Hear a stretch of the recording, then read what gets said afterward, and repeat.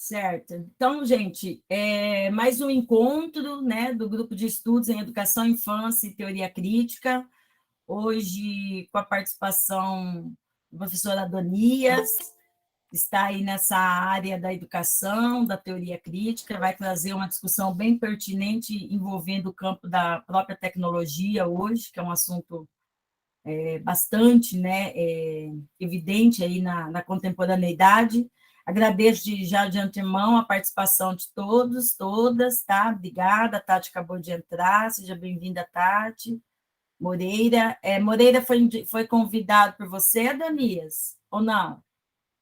Eu não sei quem é, não estou lembrado, vocês sabem, gente? Natasha, conhecem? Saiu. Ai, meu Eu Deus. tirei ele. Ele. Já é alguma coisa assim, né? Tá. Adonias, primeiramente quero agradecer por você ter aceito e ter se organizado para essa data, tá? Muito obrigada. Vou deixar você se autoapresentar, eu acho que daí você fala melhor o que você precisa. Olha aí, ó, mais uma situação, viu, Ná? Eu já neguei aqui. Eles estão tentando entrar de novo. Aham, então tá. Então, nós tivemos um problema com outro link, então por isso esse link, ficar esperto nesse sentido. Então, Adonias, voltando aqui, quero agradecer de verdade por você participar aí com a gente e gostaria que você fizesse um primeiro momento para se auto-apresentar e no segundo momento, meu Deus do céu, olha, sabe que nós vamos ter que mudar o link, Natasha?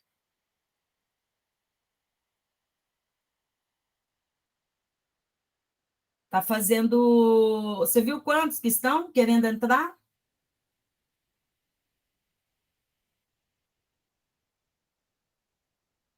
Tá sem voz, a Borzita.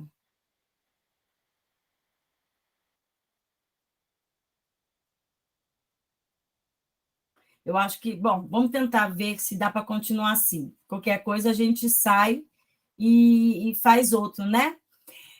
Adonias, você tem aí um tempo para. Agora são praticamente 2h30, fica bem à vontade de fazer uma fala. Você participou da outra, que estava a professora Luciana, você já sabe mais ou menos como é o grupo. Hoje, não sei, daí vai depender de você. Se você prefere, primeiramente, fazer uma fala e depois você abrir, no final, para um debate, ou também, se você acha que no seu método pode ir falando e, de repente, o pessoal ir perguntando, aí é muito seu, tá? Isso aí a gente deixa à vontade para quem está aqui como convidado. Mas eu gostaria que, primeiramente, você falasse um pouquinho do seu processo formativo e, daí, na sequência, trazer as suas contribuições em relação a essa temática, tá? Se sinta acolhido, desculpa esses inconvenientes, né? Mas a Natasha vai bloquear todos. A Natasha não deixa ninguém entrar, só os que a gente conhece mesmo. Fique à vontade, tá, Donias? Boa tarde a todos, então. Vocês estão me ouvindo bem? Sim, estamos sim, sim. Bem. É só pensar em falar um pouquinho mal da BNCC, que já quer invadir a reunião, né? Viu como que funciona? Mas então, né? Eu sou o Adonias, né? Orientado da professora Luciane Neuwald, né? Que a professora que fez a fala, né, no último encontro que eu estava presente, né? Eu sou doutorando em educação pelo programa de pós-graduação em educação da Unicentro, né? Sou mestre em educação também pelo mesmo programa, né? A professora Marta foi a minha banca, né, da dissertação do mestrado. Eu sou graduado em Ciências Sociais, licenciatura, né? Então sou cientista social, no caso, né, professor de Sociologia. Normalmente a gente fala, né, das vitórias, né, que ciências sociais foi o que eu consegui me formar, no caso, né, mas também eu tenho outros percursos, assim, algumas graduações incompletas. Eu estudei 3 anos de geografia, licenciatura, eu fiz mais 2 anos de pedagogia, né, um quase geógrafo, quase pedagogo e cientista social. Então esses são os meus percursos incompletos. Bom, então, em termos, né, da estrutura da apresentação, eu acho que seria interessante, né, fazer o debate depois, né? Eu até preparei a apresentação ali com uma pergunta ao final, né, para a gente debater um pouco, né? Boa tarde para quem entrou, né?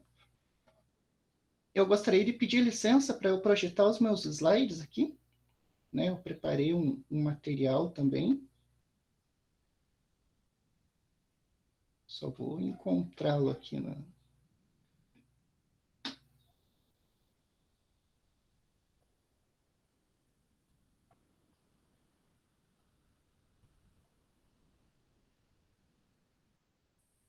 Vocês estão conseguindo visualizar? Tá certinho? Sim. Sim? Né, então, também como, né, ali tem um pouco da minha titulação, né, eu faço parte do Grupo de Pesquisa e Estudos em Trabalho, Educação e História, que é o GET, que é um grupo de orientação marxista, né, que estuda algumas coisas do Marx, do Althusser, e faço parte do Grupo de Teoria Crítica também, que é o Grupo de Pesquisa Sociedade, Formação, Cultura e Tecnologia, que é o grupo da professora Luciane Neuwald. Né? Então, eu sou pesquisador no GET e eu também faço parte do grupo Sociedade, Formação, Cultura e Tecnologia. Né? Então, apesar, né, da apresentação ela ter esse título, né, sobre tecnologia e semi-formação, mas, ao mesmo tempo, uma dimensão, né, da formação para o Adorno é fazer esse tensionamento, né, fazer uma relação entre a experiência e o conceito. Então, tentar também intencionar isso e analisar numa dimensão relacionada à reforma do ensino médio. Então, a reforma do ensino médio foi o meu objeto de estudo no mestrado e agora é o meu objeto de estudo no doutorado também, né? Sobre a relação da BNCC com as tecnologias e sobre uma dimensão semi-formativa na BNCC. Dentre todas as formas possíveis, né, de começar uma apresentação, eu escolhi começar com o nosso companheiro Adorno, né? Seria uma forma sólida de se começar uma apresentação, né? A imagem que vocês estão vendo, ela é uma constelação. Para ser mais específico, uma constelação de Órion, né, do gigante Órion, que é morto pelo escorpião enviado por Ártemis, né? Embora a figura mitológica não seja relevante nessa parte da apresentação, né? Então, para o Adorno, né, a tarefa da filosofia na atualidade, né? Isso a gente encontra num texto chamado A Atualidade da Filosofia. Né? E aí, após ele fazer o resgate dos conceitos da filosofia, falar um pouco sobre a história da filosofia, né? Ele fala algumas coisas sobre a fenomenologia, e nesse texto, né, ele fala que os conceitos eles são como estrelas, né? E que uma tarefa da filosofia atual seria utilizar, né, esses conceitos, elaborar essas ligações de forma a iluminar os problemas e consumi-los, né? Consumir as dúvidas a partir da luz desses conceitos. Né? Então, o que eu proponho nesse sentido, né, que a gente também faça esse tensionamento, né, que a gente utilize a luz dos conceitos da teoria crítica para lançar um pouco, consumir um pouco do que é a BNCC e do que é a reforma do ensino médio. Então, aí tem uma perspectiva de tensionamento também, de relação entre experiência e conceito. Então, o primeiro deles é da relação da BNCC para o ensino médio com a tecnologia, e, em segundo momento, a relação entre a BNCC e a semi-formação. Estão acompanhando? Né? Vocês podem sinalizar também que eu estou vendo vocês também aqui, tá? Dividida a tela, tá bom? Né? Então, a fala da professora Luciane, né, no encontro passado, né, que eu estava participando, ela se utilizou do Marcuse, né, para ser mais específico, da introdução da ideologia da sociedade industrial, né, que é a paralisia da crítica, a sociedade sem oposição. Né? E a partir desse texto, Marcuse ele vai fazendo uma leitura de como a tecnologia, como a técnica na sociedade industrial avançada, ela foi se tornando uma finalidade nela mesma. né, com o aumento da dependência na ordem objetiva das coisas, enquanto anula o indivíduo, né? Então, a técnica, né, a técnica e a tecnologia nesse sentido, ela é uma força produtiva na forma das máquinas, na forma das nossas redes elétricas, na forma dos nossos automóveis, né? Uma força produtiva, né, que tem um potencial de trabalho, ao mesmo tempo uma relação de produção, né? Isso porque ela também, essa técnica e essa tecnologia, elas também são formas de gestão de pessoas, né, que vão coordenando o desenvolvimento, vão coordenando as aptidões e vão criando necessidades e desenvolvendo essas necessidades em favor do aparato social, né? E aí que Marcuse fala na paralisia da crítica, porque o que caracteriza essa sociedade industrial, ela é justamente a capacidade que foi se desenvolvendo de anular aquilo que se opõe a essa sociedade, né? Então, quando você vai excluindo esses momentos de oposição, você vai reforçando os momentos de integração social, né? Isso porque o que une a razão pré-tecnológica à razão tecnológica ainda é a dominação, né? Então, essa tecnologia, essa técnica, ela já tem no seu cerne um elemento da dominação social, da dominação do homem pelo homem, da dominação do homem, né? Da dominação da natureza, né? Da dominação da vida material, né? Enfim, né? Ele também aponta um entrelaçamento, né, da esfera política, da esfera econômica, da esfera cultural, né? Esse entrelaçamento significa que essa racionalidade tecnológica ela se torna também uma racionalidade política, né? Então a gente poderia falar também em uma tecnologia política, né? Formas de gestão eficientes e eficazes com relação à dominação dos indivíduos, né, e que coopta essa individualidade em favor de um sistema social, né? Ao mesmo tempo, essa racionalidade tecnológica, ela se articula também com uma forma de contenção dos opostos. Ela é um resultado e requisito, então essa racionalidade se retroalimenta, né? O desenvolvimento da sociedade industrial avançada, ela leva à contenção desses opostos, e a adesão a essa racionalidade, ela reforça também a contenção. Ela deixa a crítica estagnada, né? Então essa é uma característica bem marcante, né, que o Marcuse ressalta na ideologia da sociedade industrial, né?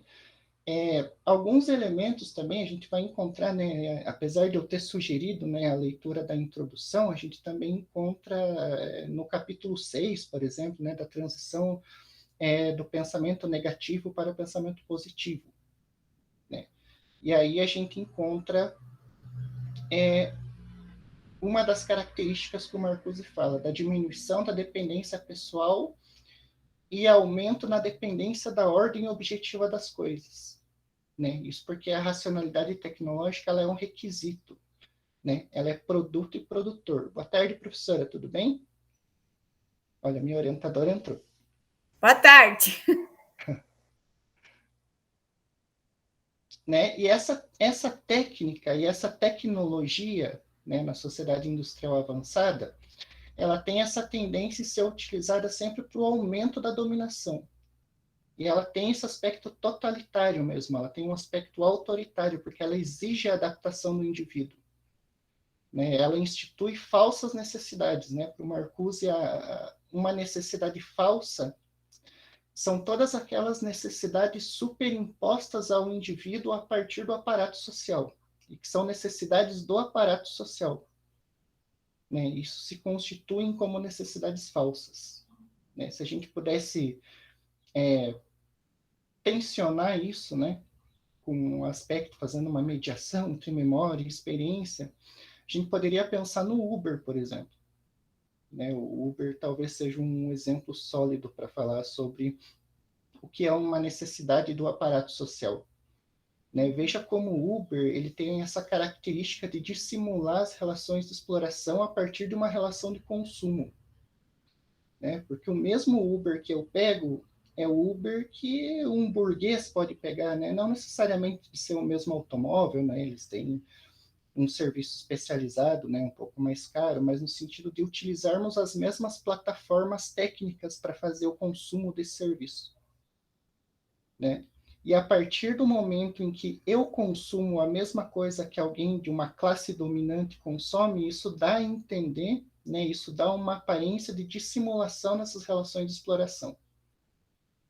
Né? Ao mesmo tempo, veja como o Uber, né? O Uber que merece um estudo mais aprofundado, né? Um estudo, né, mais sistematizado, ele tem essa característica ideológica de exaltar o empreendedor, né? O empreendedor de si mesmo.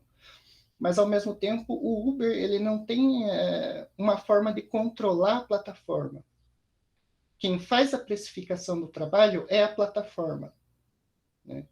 E esses algoritmos também, eles conseguem radicalizar até mesmo a noção de tempo de trabalho socialmente necessário, né? É um algoritmo complexo que define o preço que vai ser pago ao motorista, mas que também faz algumas articulações ali em dados muito complexos, né? Como condições climáticas, condições das estradas, né? Então, o aparato social, ele cria essa necessidade, ele instaura essa necessidade. Era uma coisa que há pouco tempo atrás não existia, né? Uber, né, eu vejo o tamanho, né, da estruturação, né, que isso dá. E a gente consegue se imaginar sem, hoje em dia, o celular, por exemplo, a gente consegue se imaginar sem, né, ou não utilizando o celular. Era uma coisa que há pouco tempo não existia, né, e se torna uma necessidade. Né? Hoje em dia, falar em mobilidade urbana parece que virou um sinônimo do Uber, né? Como se fosse a única forma possível. Né? E até o mesmo fato da gente não conseguir imaginar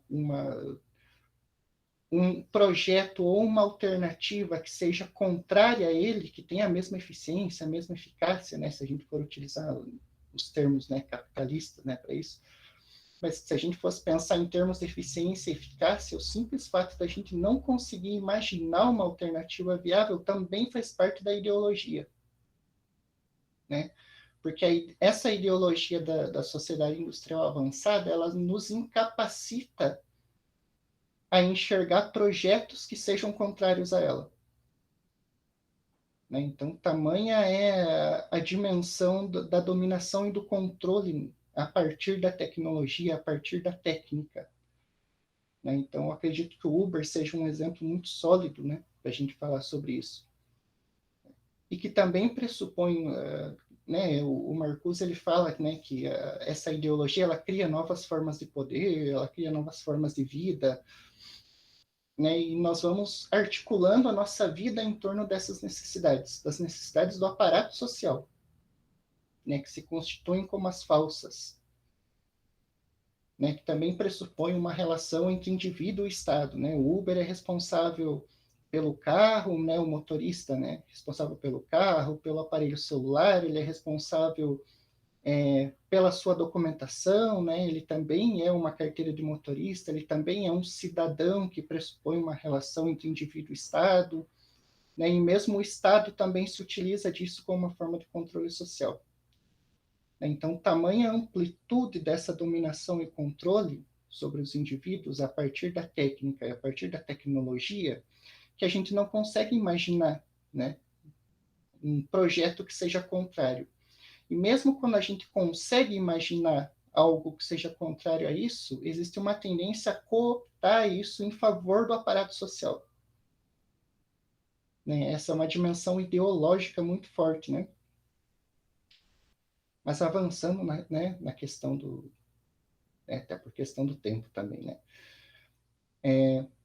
Bom, então aqui a gente tem um conceito de tecnologia do Kroschik, né? Do José Leon Kroschik. Né? E ao final eu tenho ali as referências, né? Se a professora quiser, eu compartilho, né? Também, né? Ao final tem marcado certinho ali os textos, né? Que podem ser consultados depois também, né? Ali são grifos meus, né? Mas começando. A técnica, como um conjunto de habilidades e regras especiais para realizar determinada atividade, faz parte do agir humano e, assim como a disciplina, é indispensável.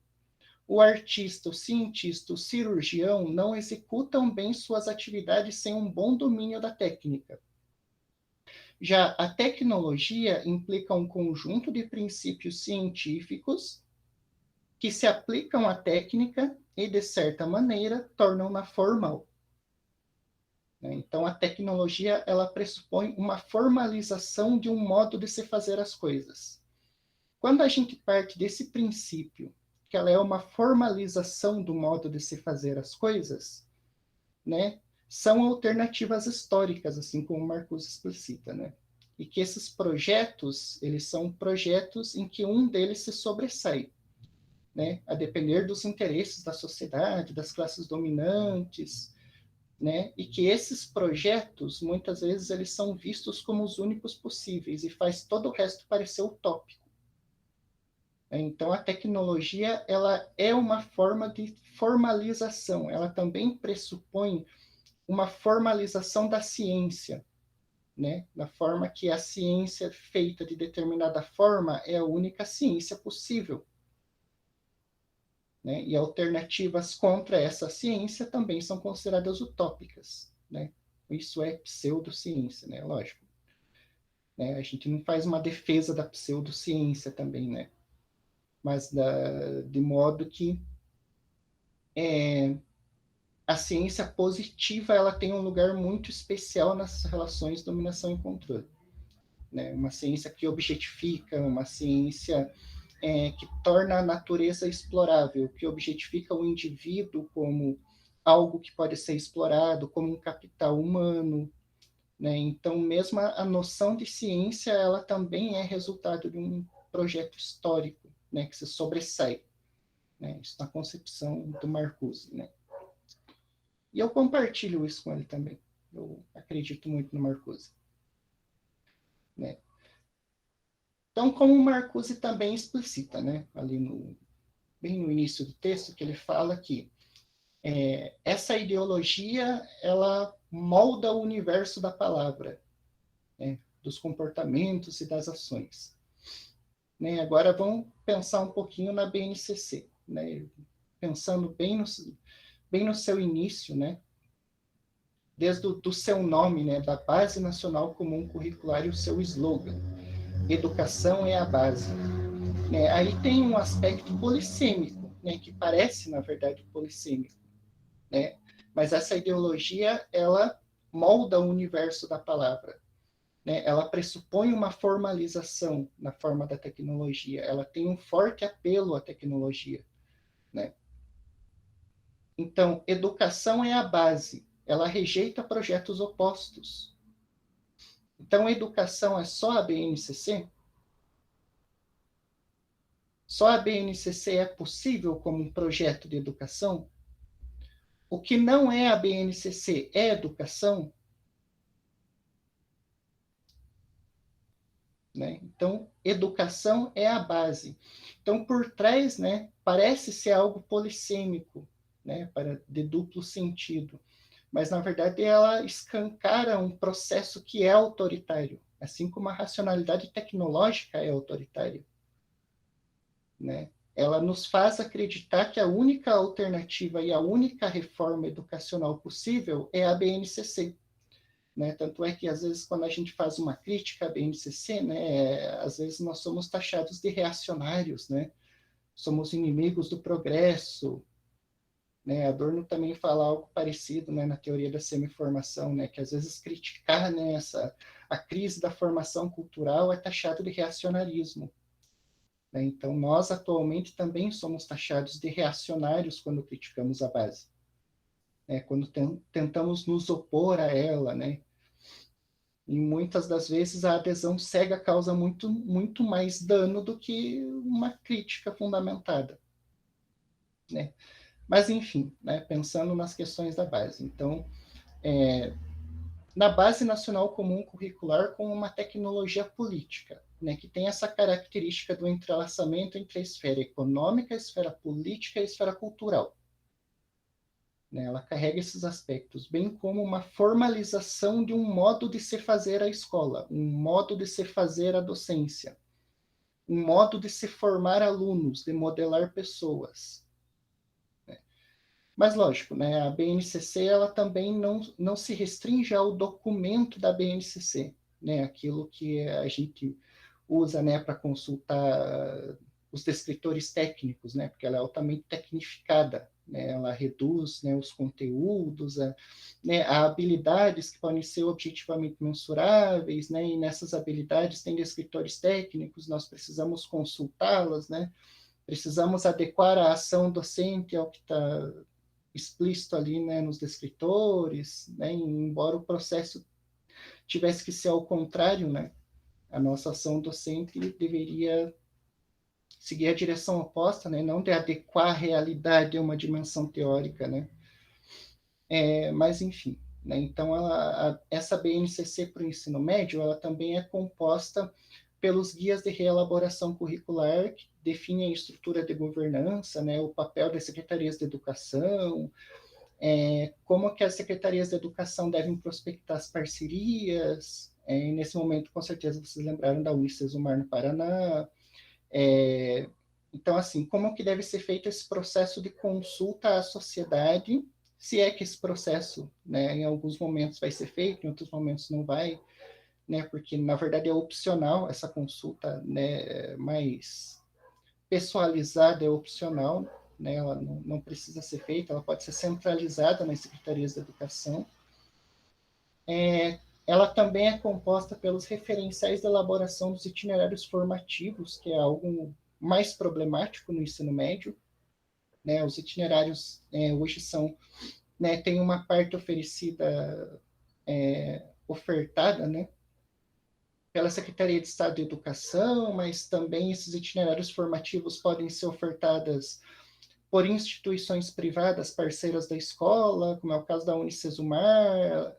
Então, ainda nessa primeira leva de adaptação curricular, né, de elaboração desses itinerários, ainda está um pouco indefinido, assim, um pouco mais centralizado, mas a premissa é que isso, né, se expanda junto com a expansão da carga horária do ensino médio.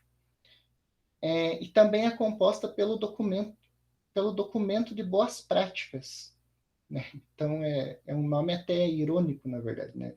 Documento de boas práticas ali, se eu não me engano, em 2020, né, ele já falava sobre instituições de ensino que tinham uma adesão já adiantada a essa base nacional, como é o caso de alguns colégios SESI e Senai, que já em 2020 eles não ofertavam mais o ensino na forma de disciplinas, né, de português, matemática, geografia, né, já era mais entrelaçado ali, né, os horários na divisão de áreas do conhecimento, né, das ciências humanas, né, então você faz, por exemplo, das 7h30 às 10, você tem o itinerário de humanas, e aí no segundo horário você tem ciências da natureza, né, e aí você tem um tema transversal entre esses dois momentos.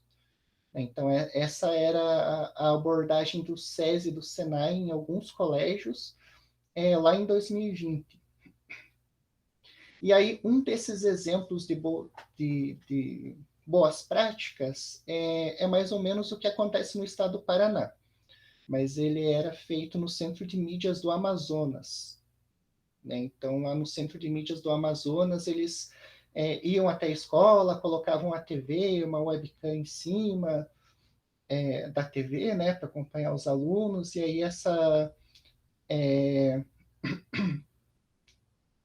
essa escola tinha um tutor ou um mediador, né, que é o responsável por ligar os equipamentos, pela organização da sala,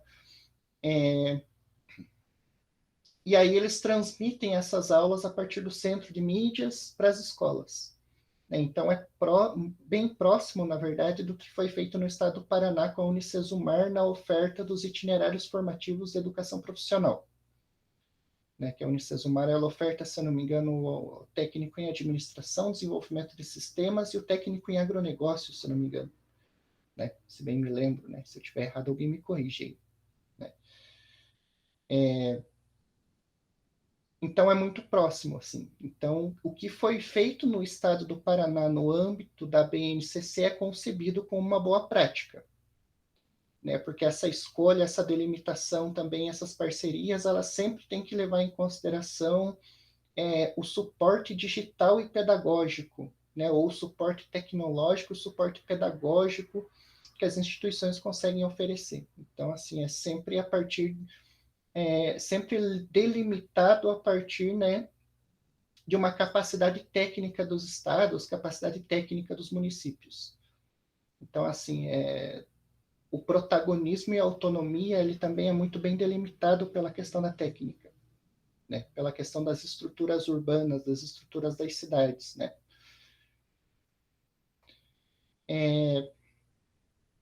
Bom, então, em termos, né, a gente falou um pouco ali na questão dos documentos, né, que gravitam em torno da BNCC, né, e da questão do aumento gradual, né, e de como a BNCC ela tem esse entrelaçamento com, né, ela cria essas necessidades de tecnologias digitais. A BNCC, pelo menos na parte que nós estamos vivendo atualmente, né, ela teve esse aumento para 1.000 horas por ano em cada ano do ensino médio. Né, essas 1.000 horas compostas, né, pela formação geral básica e pelos itinerários formativos, né, mas tem formas de oferta também que a gente vai ver um pouquinho mais à frente. Então, na verdade, a proposta é que se aumente até 1.800 horas. Mas essas 1.800 horas, elas não necessariamente precisam ser cursadas na escola ou no espaço escolar, né? No sentido geral. Né? Porque tem um outro documento complementar, que é a Resolução 3 de 21 de novembro de 2018, do Conselho Nacional de Educação. Né? Essa Resolução 3, ela deixa explícito que parte dessa carga horária em diferentes percentuais pode ser cursado através da atividade remota. Né? Então, aí o acesso à educação ele também fica um pouco delimitado por essas questões técnicas, mas no sentido mais individualizado, de você possuir um celular, possuir um computador, para que você tenha acesso ao que há, né, de mais avançado que a BNCC possa oferecer. No caso do ensino médio diurno, né, a resolução ela disponibiliza 20% dessa carga horária. Né? No ensino médio noturno é uma carga horária máxima de 30% em atividade remota, e no caso do EJA, até 80% pode ser cursado de forma remota. Então, o EJA está muito próximo a uma extinção completa, né? Vai ser praticamente, né, no caso do espaço escolar, né, a partir pode ser cursado, né, mas pensando na questão de eficiência e eficácia e na questão também que isso desonera o Estado de investir no espaço escolar, né, para transformar tudo em escola de tempo integral, né, então muito provavelmente isso vai ser utilizado, né, mas ainda não tem um horizonte bem explícito assim, né, desse aumento de carga horária, né, o que a gente tinha era uma limitação ali, uma meta dessas 1.000 horas até março de 2022, né, que é esse ano. Essa resolução 3, na verdade, ela é muito importante para a gente discutir essas questões, assim, porque a resolução 3 ela é praticamente um compêndio lexical de todos esses termos. Né? Então, que nem no âmbito da teoria, a gente, né, conversa sobre a tecnologia no sentido de uma força produtiva e uma relação de produção. Na norma, né, da resolução 3, ela não cita uma relação de produção, ela fala que a tecnologia é uma força produtiva. Né? Então, ela tem esse significado. A gente compreende ela como força produtiva. Então, ao mesmo tempo que a gente pensa em linguagens de suas tecnologias, né, e a Resolução 3, de novembro de 2018, ela determina que tecnologia é uma força produtiva, a gente também pensa, né, no estudo da linguagem como uma força produtiva, porque ela tem essa relação direta com o campo da produção, com o mundo do trabalho, né, para resolver demandas da vida cotidiana, né, para resolver demandas complexas do mundo do trabalho. Né? Então, os conceitos também eles ficam submetidos a um crivo da utilidade. né? Ou seja, educação é a base. Coisas que não são a base não são a educação, né? E ela tem essa concepção utilitária, ela vai rejeitar projetos opostos, né? Então, será que tem como a gente falar, olha, achou aí, muito obrigado, né?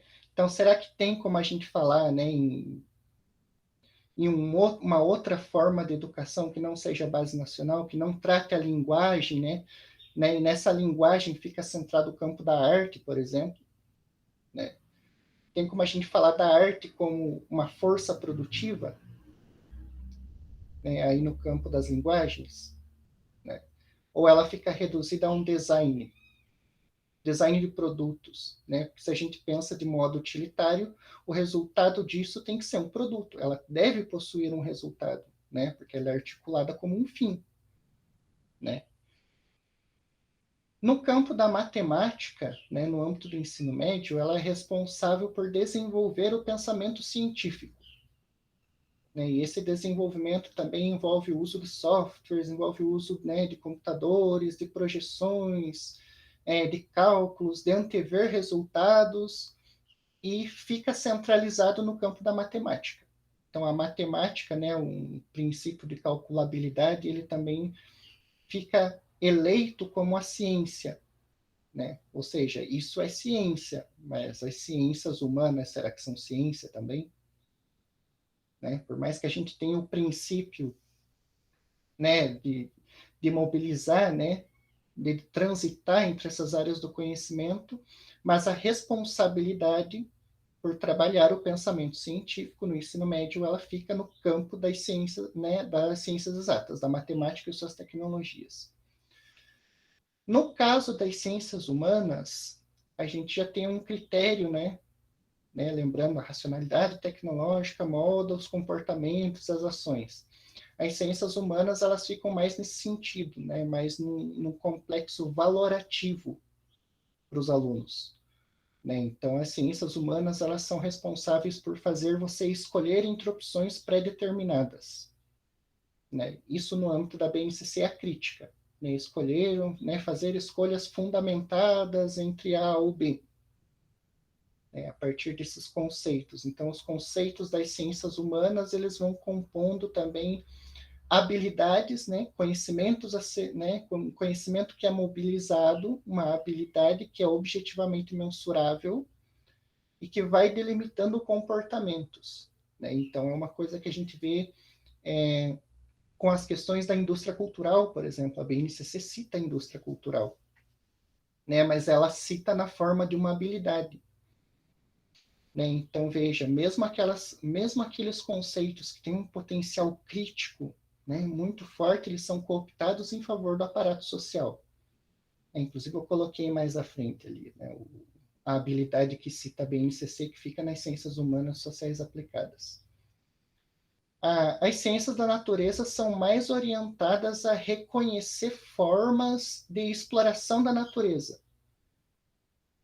né? Então, no caso, por exemplo, né, ele fala em formas de produção, distribuição de energia, de transformação da matéria, formas de se explorar a natureza, de impactos ambientais nessa exploração, adoção de hábitos sustentáveis, né? Então, a ciência da natureza ela é mais centrada também nessas projeções de impactos ambientais com relação à exploração da natureza. Né? E os itinerários formativos, para mim, eles são o mais problemático, não que os outros não o sejam, mas é que os itinerários formativos ele tem uma característica de não ter forma. Ele tem um conteúdo bem definido, mas ele consegue dissimular forma.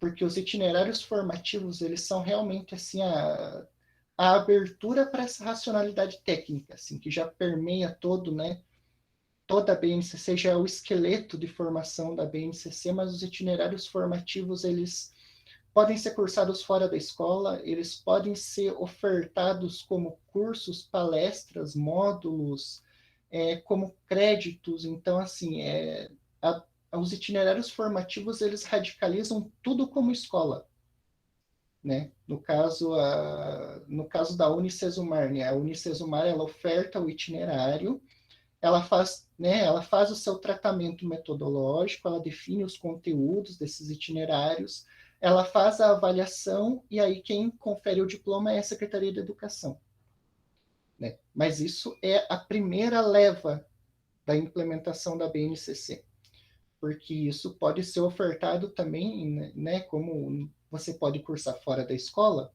isso também pode ser ofertado a partir de instituições parceiras em que o aluno vai até outro lugar, ou que o aluno, né, faz um curso online, e daí a Secretaria de Educação reconhece no seu currículo, né? Então, assim, é uma abertura total. Os itinerários formativos, eles são essa abertura total, assim, para a inclusão nessa racionalidade, né? E aí a questão do aumento da carga horária também, né? Porque existem possibilidades bem problemáticas. Na verdade, existem possibilidades de você praticamente extinguir a formação geral básica na escola, né? Então, assim, se o conteúdo da BNCC já é problemático, então existe a possibilidade de se tornar muito mais problemático, né? De despotencializar totalmente os conceitos, né? Porque o que é um itinerário formativo? O itinerário formativo é, né, aquela questão amorfa, que pode ser ofertada em instituições parceiras, que pode ser feito na forma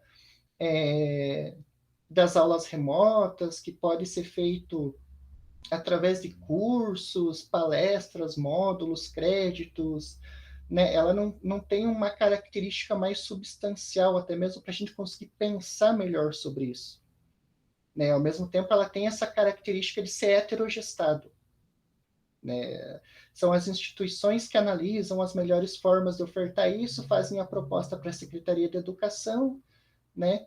Recebem um recurso e ofertam, né? Então, quem define esses critérios, né, em termos de estrutura de governança são as secretarias de educação, né? E aí a gente fica refém também das políticas de Estado, né, com relação ao que se considera educação. Qual a finalidade da educação, né? São coisas que, né, que frequentemente a gente tem que voltar e se questionar, né? Assim como a Adorno sugere no Educação para Aqui, né?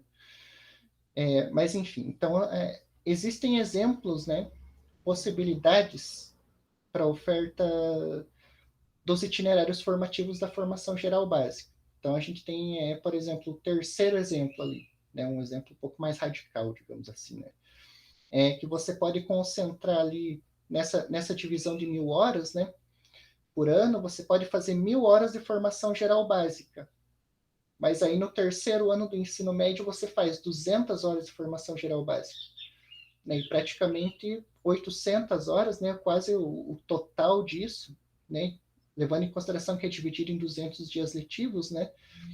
Você vai fazer 1 hora por dia de formação geral básica, de trabalhar, né, conceitos da ciência da natureza, conceitos das ciências humanas, né, que já são problemáticos no âmbito da BNCC, mas você ainda vai trabalhar menos ainda, menos, né, você não vai ter nem o que é problemático na BNCC, né, até chegar ao ponto que você pode trabalhar 800 horas de itinerários formativos, né, os itinerários formativos, inclusive, eles têm eixos próprios, né, a questão do empreendedorismo, de intervenção sociocultural, processos criativos, né, investigação científica, e aí existem outros problemas piores ainda, que é a palavra preferencialmente no âmbito né, da Resolução 3. Então, em termos de estrutura de governança, né, para a gente pensar, né, o papel das secretarias de educação, né, o papel das secretarias de educação é prospectar essas parcerias com as entidades privadas. Então, a BNCC ela é muito flexível nesse sentido, mas flexível para quem, né? Ela é mais flexível para a iniciativa privada executar essa política educacional, né? Ela tem uma maior integração com a iniciativa privada, né? Uma maior integração com esse mundo econômico, né? Porque esses itinerários formativos eles podem ser, né? Tem essa característica de serem amorfas, de não terem uma forma muito bem definida, muito bem estruturada, né? que devem seguir a BNCC, né, e que dependem também desse potencial técnico dos municípios. Então, assim, pressupõe também que municípios que tenham uma estrutura urbana um pouco maior teriam uma oferta com mais qualidade, e que cidades menores não teriam tanta qualidade na oferta, mas ao mesmo tempo a qualidade é ilusória, né? Assim como os produtos, né? Como as mercadorias, essa qualidade é ilusória, né? Elas não têm uma distinção efetiva, né? E que com certeza por esse apelo ao uso das tecnologias digitais vão ser utilizadas através de EAD, né?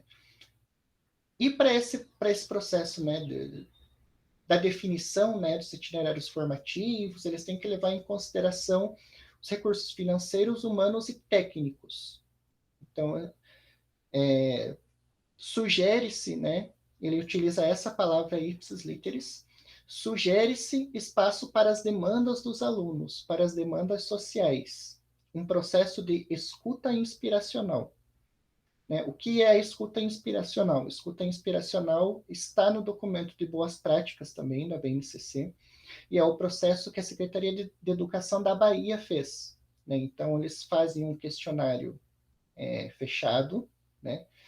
E aí respondem, né? Fala, né? As pessoas marcam opções lá sobre o que querem ver no ensino médio, quais itinerários eles querem fazer, cumprir, né? Ao longo da etapa do ensino médio. E aí isso pode ou não refletir na construção do currículo. Porque mesmo a partir dessas demandas, ainda é totalmente refém da técnica. Então, se não tem condições de você oferecer o itinerário formativo, aquela demanda não vai ser atendida. E, ao mesmo tempo, essas demandas, elas também são demandas do aparato social. Né? Então, será que essa consulta ela deve definir os rumos da educação ou não? Né? Também é uma coisa para a gente pensar, né? Que se o indivíduo, a sociedade exerce uma pressão muito forte sobre o indivíduo e o indivíduo se anula, né? Então, será que a vontade do indivíduo é realmente uma vontade autêntica ou é a vontade do aparato social? Né? Então, são coisas para a gente questionar também no âmbito desses processos de consulta popular, né? Nesses processos de escuta inspiracional das demandas das pessoas. Né? Será que tem como falar em protagonismo dessa forma? E como se não bastassem essas disparidades, né, ainda falar um pouco sobre um processo de pesquisa que eu fiz, né, em 2018, 2020, né, a professora Luciane vai lembrar bem, né, a professora Marta também, né, que leram a dissertação, né, então eu fiz uso da Pesquisa Nacional por Amostra de Domicílios Contínua, né, também, mas lógico, né, também relacionado à nossa temática da tecnologia. Então, a Pesquisa Nacional por Amostra de Domicílios, ela não tem o seu resultado em pessoas, ela tem o seu resultado em domicílios, né? Então, por exemplo, pode ter um domicílio com 5 pessoas, se uma pessoa tiver um celular, né, já tem um celular naquele domicílio. Né? E muitas vezes esse dado ele é utilizado para legitimar, né, esse apelo da BNCC ao uso de tecnologias digitais, como se todo mundo já tivesse, né, o artefato técnico na sua casa ou no seu bolso, como se cada um tivesse um consigo, né, com qualidade de acesso, né? E lógico, né, se tratando assim, se a gente for falar em disparidade mesmo econômica, né, a gente poderia falar na questão do saneamento básico, por exemplo, né, que 130 milhões de brasileiros não têm acesso a saneamento básico, né, água encanada, tratamento de esgoto, né? Então, todo esse apelo à tecnologia, né, mas ao mesmo tempo a gente não tem uma cobertura total de saneamento básico no país. Então, como que isso vai ser aplicado da mesma forma para todo mundo, que vai ter a mesma qualidade para todo mundo, né? Então, são discursos que ajudam a dissimular essas relações de exploração e ajudam a dissimular a desigualdade. Né? Ou pior ainda, ajudam a naturalizar a miséria, como se a miséria fosse culpa do miserável, né? né, que ele não tem um artefato técnico porque ele não quer, ele não tem um celular porque ele não se esforçou o suficiente para ter. Né? Então, na verdade, isso não parte nem de um pressuposto de igualdade de oportunidades. Né? As pessoas já começam de lugares sociais diferentes. Né? Mas, enfim, né? Vamos começar minha militância política aqui já. Né? Mas vamos voltar para a pesquisa. Né? Então, enfim, né? A pesquisa nacional por amostra de domicílios. Né? Então, já existe uma disparidade na cobertura, desde a cobertura de internet. Né? Então, por mais que a gente faça, né, a gente não, né, por mais que a BNCC faça, né, esse apelo ao uso de softwares, né, mas mesmo as escolas já não possuem, né, uma estrutura para ofertar isso. Né? E aí, em 2018, 79% dos domicílios tinham acesso à internet, mas isso na metodologia da PNAD também é dissimulável, né? Porque 79% ele pode ser considerado assim. Se você tem um celular com 3G em casa, você tem internet. Isso é ter internet na metodologia da PNAD. Né? Se você tem uma internet, né? Agora eu vou denunciar a idade, né? Se você tem uma internet de escada em casa, né? Aquela que fazia barulhinho no modem, você tem internet em casa. Então ele considera banda larga fixa, móvel, né? De qualquer maneira, né? Daí tem estratificações também, né? Mas como eu trouxe os dados mais condensados, então, né, ficou como os 79,1%, né, dos domicílios com acesso à internet. Aquele urbano ali está errado, o urbano é o de baixo, né? A cobertura total é esse 79,1%. Né? Peço desculpas, eu vou arrumar antes de enviar para vocês. Em termos de percentual da área urbana, 83,9%. Né? Então, mesmo em termos de área urbana, a gente não tem uma cobertura total de internet. Né? Para a gente fazer esse apelo à utilização da tecnologia digital, e para possibilitar também a oferta de parte, né, que já é permissivo no âmbito da Resolução 3, né, para ofertar parte desse ensino médio através do EAD, né, ou através das atividades remotas. Né. Em percentual rural, isso cai mais ainda, porque menos da metade dos domicílios situados em áreas rurais no Brasil têm o acesso à internet. Né. Então, essa oferta ela também fica muito delimitada, assim, fica muito restrita. Mas existe a possibilidade, né? E se existe a possibilidade, muito provavelmente vai ser aplicado, porque ela preza por eficiência e eficácia. Né? E segundo o discurso ideológico, a forma mais eficaz e eficiente de se ensinar é através da tecnologia, né? Das tecnologias digitais. E aí, geralmente, né, esse último dado ali, ele é utilizado como uma forma de embasar a formulação da proposta, né?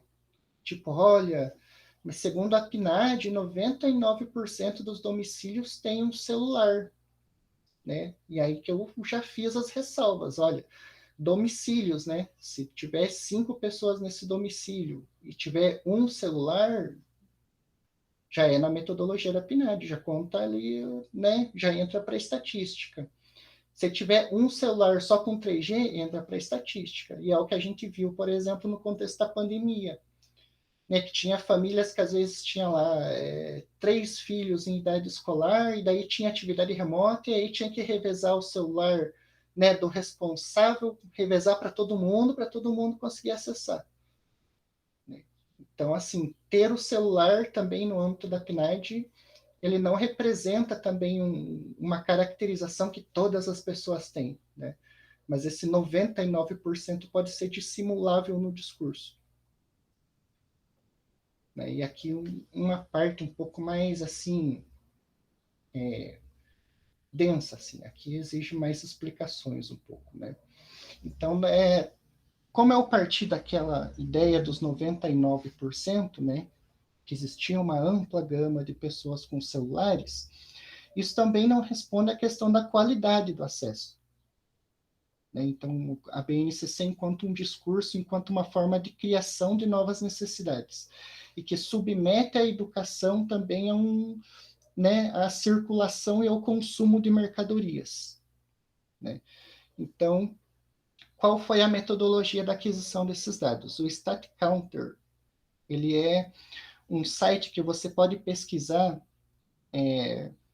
qual o sistema operacional mais utilizado no mundo, ou restringir, né, ou restringir a minha busca pelo Brasil, né, qual o sistema operacional mais utilizado no Brasil, né, se os acessos acontecem mais por dispositivos móveis, ou se os acessos à internet acontecem mais através dos computadores, né? Tem como saber? Tem. Quando você utiliza o navegador do celular, ele manda as informações para o servidor que você está acessando de um celular, né? Ele manda as informações para o servidor do navegador que você está usando, do dispositivo que você está usando, da versão do sistema operacional. Então, ele manda todos esses dados para o servidor. E aí você pode coletar esses dados e analisar uma espécie de estado da arte da tecnologia, né, de como que se encontra, qual o estágio que se encontra, né, esses dispositivos móveis no Brasil. A maioria esmagadora no Brasil faz uso do sistema Android, né, que é o sistema operacional da Google. Né? Então, a maioria dos usuários de celular no Brasil que acessam a internet utilizam um único sistema, né, o sistema Android. Em termos de versões do Android, né, e lógico, esses dados eles têm que ser atualizados, né, porque em termos de mudança, né, tecnológica, isso é acelerado, né, se a gente for consultar em 2022, já vai dar diferença nesses dados, né, hoje já muito se utiliza o Android 11, por exemplo, né, e aí a partir das datas de lançamento, a gente consegue mais ou menos prospectar de uma forma hipotética, né, um pouco mais hipotética, qual a data de lançamento e qual a idade dos aparelhos que estão em operação, né, partindo do seguinte pressuposto, né, analisando, a pesquisa foi feita em 2020. Celulares com Android 9, o Android foi lançado em 2018. Não significa que o aparelho foi lançado em 2018. Significa que a última atualização que o aparelho recebeu foi em 2018. Essas atualizações acontecem no máximo a cada 2 anos. Então, muito provavelmente, um celular que estava em operação em 2020, né, que utilizava Android 9, ele pode ter sido fabricado em 2016. Então, na pior das hipóteses, ele teria sido fabricado há 4 anos atrás, né? Calculando a partir de 2020. Né? Um celular que utiliza o Android 10, ele poderia ter sido fabricado no máximo, né, de 2 a 4 anos atrás. Poderia ter sido fabricado em 2015, né, e foi atualizado para Android 10 e estava em operação naquele momento. Então, a partir dessa idade dos aparelhos, né, dessas datas de lançamento, a gente consegue prospectar mais ou menos, né, a idade que esses aparelhos têm. A questão é, mesmo as pessoas que possuem esses aparelhos, daqueles 99,2%, elas são obrigadas a atualizar. Né? As pessoas que não têm acesso à internet, que não têm celular, elas são obrigadas a comprar, porque o apelo ao uso da tecnologia é muito forte. Né? E mesmo as pessoas que têm, elas vão ter que trocar, vão ter que atualizar para ter um dispositivo mais rápido, né? Para ter um dispositivo com mais memória, para guardar mais informações, para se comunicar mais rápido, né? Então, as pessoas que têm vão ter que atualizar. Isso é também uma forma de entrelaçamento desse mundo econômico, do mundo da cultura e do mundo da política, né? Porque esse entrelaçamento vai criar formas de poder ao mesmo tempo que ele cria formas de manutenção da racionalidade, né? E reforça as condições de consumo, reforça as formas de circulação da mercadoria. Então, o sistema se reconstrói a partir dessa racionalidade também. Né? Então, pensando em todas essas disparidades, nós também pensamos na criação de novas necessidades para que você possa cursar o ensino médio. Né? Então, essas foram algumas discussões das questões da tecnologia. Está todo mundo respirando aí? Acho que, Dani, só fazendo um comentário, né? E até aqueles que criticaram, né?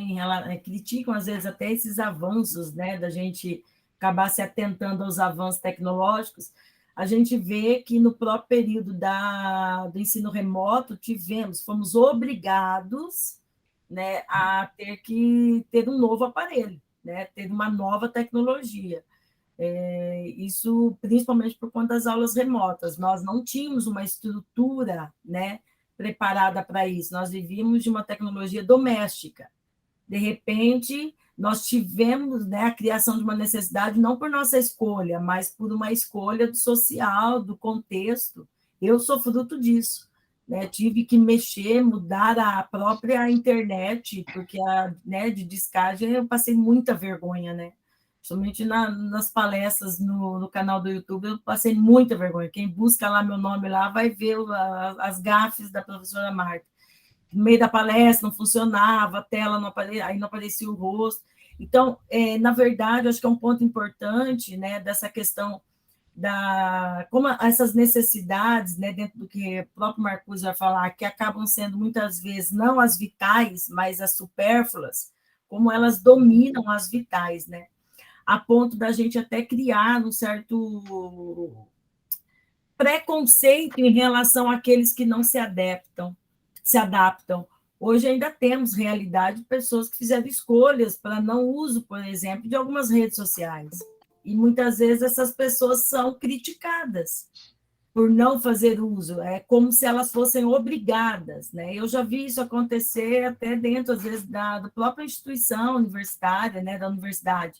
Como que aquela professora não tem WhatsApp, né, como atrapalha a nossa vida?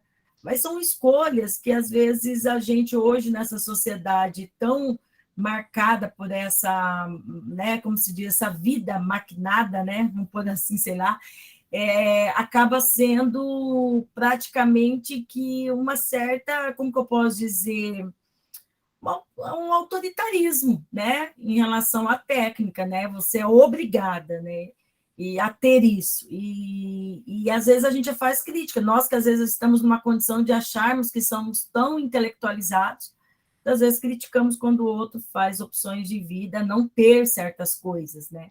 Então, acho que é uma discussão muito interessante que acaba, principalmente, sendo muito evidente até nas universidades, que poderíamos colocar que é o locus, né, de uma certa intelectualidade, e mesmo assim a semi-formação reina com todos os seus poderios, né? Então, eu acho que isso que você está falando, eu acho que é um ponto importante. Até não sei, você estava comentando do ensino médio, Adonias, não sei se você ficou sabendo que agora nós temos até, dentro dessa nova lógica aí, né? Não sei quem que falou para mim, se está aqui na sala, aqui no virtual, dos professores diamantes, está sabendo dessa história aí? Professor diamante, professor isso, aquilo, aqueles que se destacam. Olha, né, um grande retrocesso, né, no campo da educação, a gente caindo, né, nas malhas de uma sociedade utilitarista, né, excludente, né, que coloca a pessoa mesmo, uns em destaque, em detrimento outros, né, numa situação de inferioridade.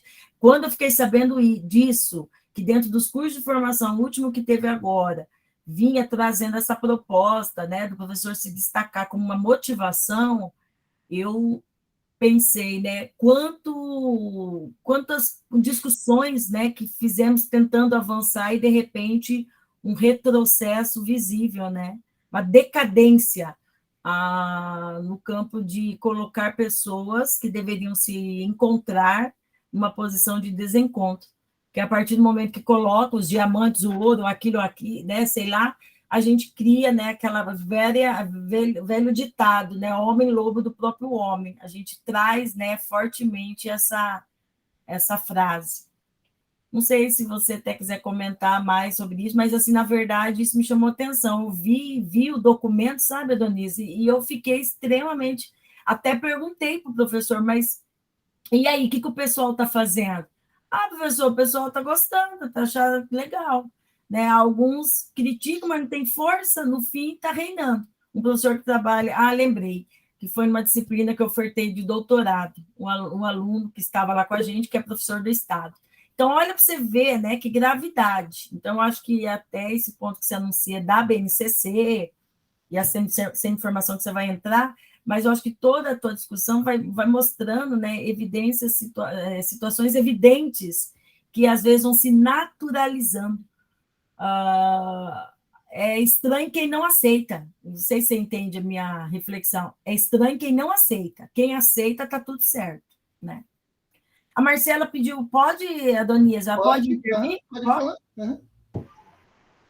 Oi, professora.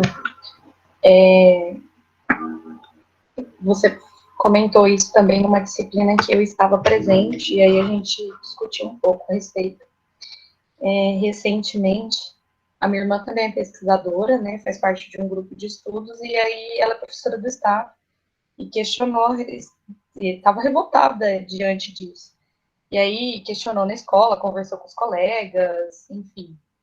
E terminou o mês agora, a gente estava sentado na mesa, almoçando juntos, e aí ela contou que ela, que bate de frente, que não concorda com isso, esse mês, acabou o mês, ela foi eleita professora diamante.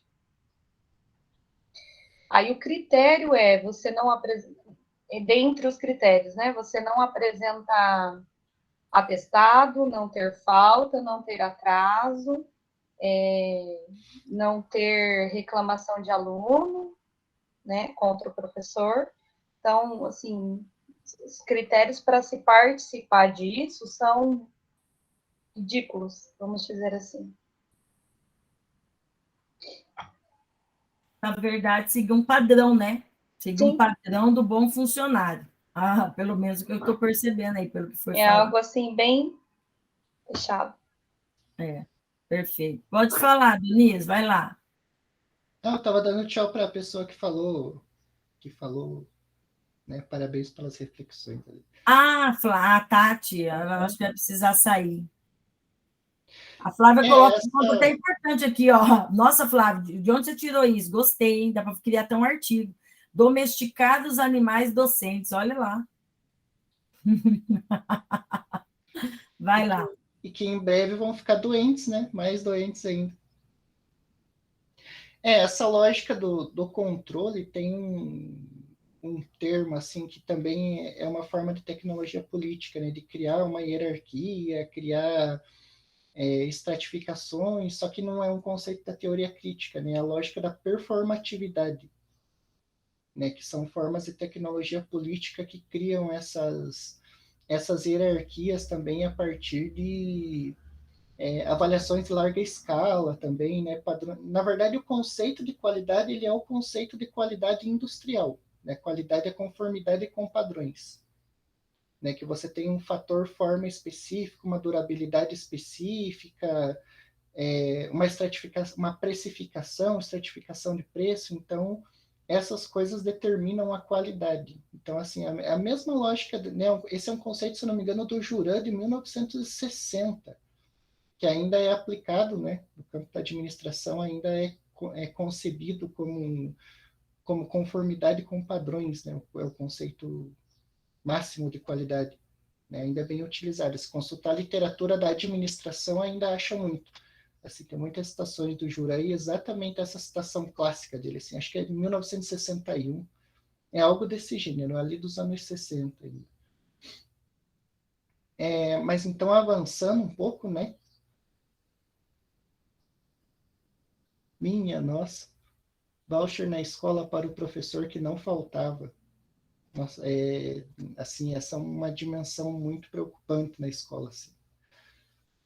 A gente fica até um pouco desesperançoso, às vezes, quando começa a se debruçar muito sobre essas coisas, assim, sobre a reforma do ensino, e ver o que é aplicado na realidade também, assim, às vezes é um pouco triste a gente atestar a atualidade da teoria, né?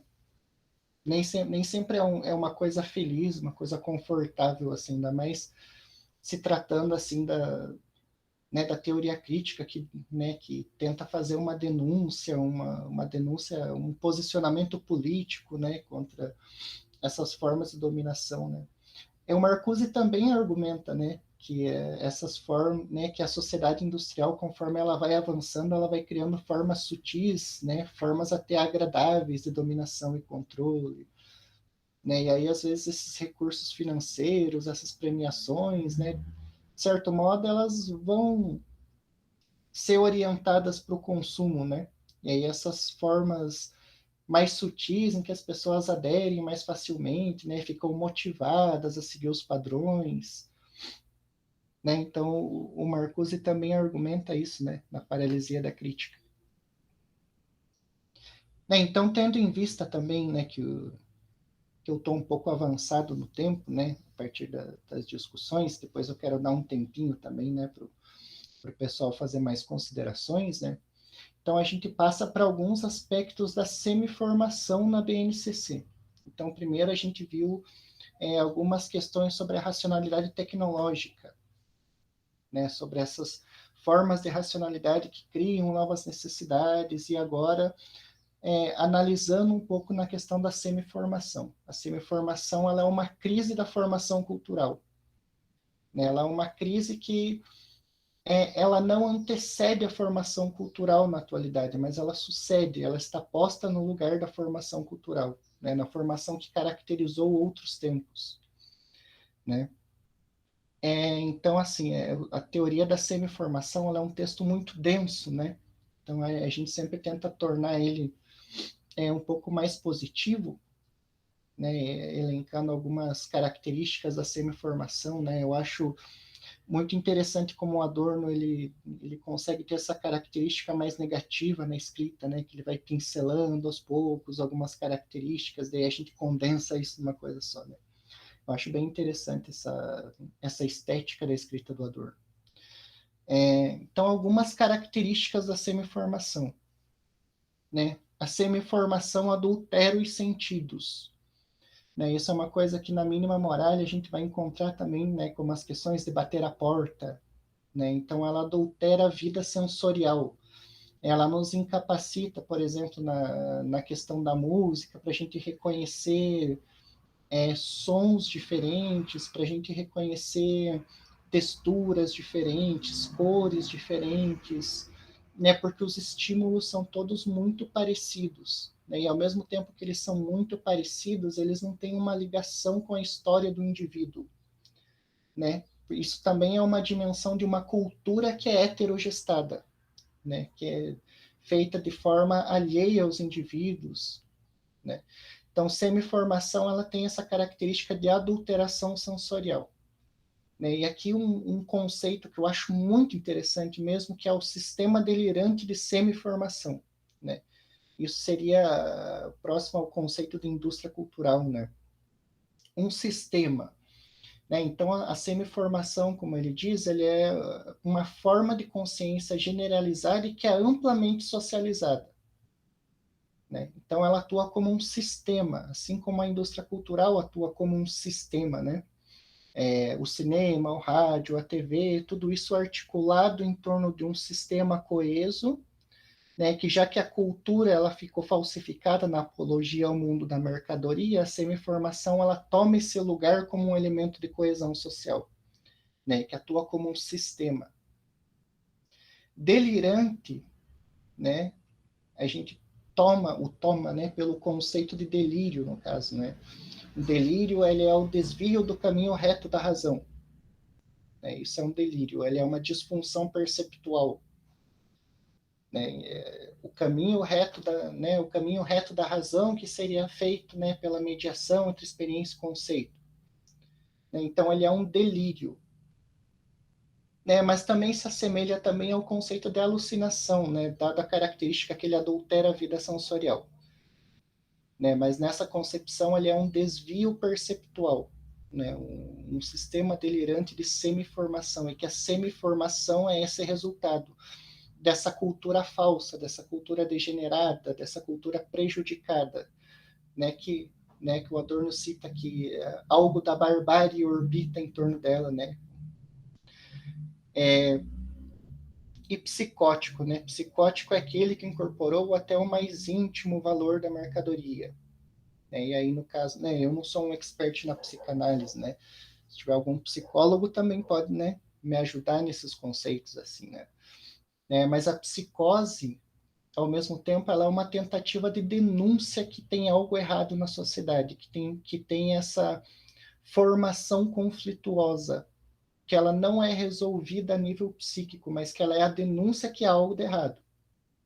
Né? Então, o psicótico, que é o sujeito semi-formado, ele incorpora até o mais íntimo valor da mercadoria, numa concepção de utilitarismo, né? De conformismo com a sociedade.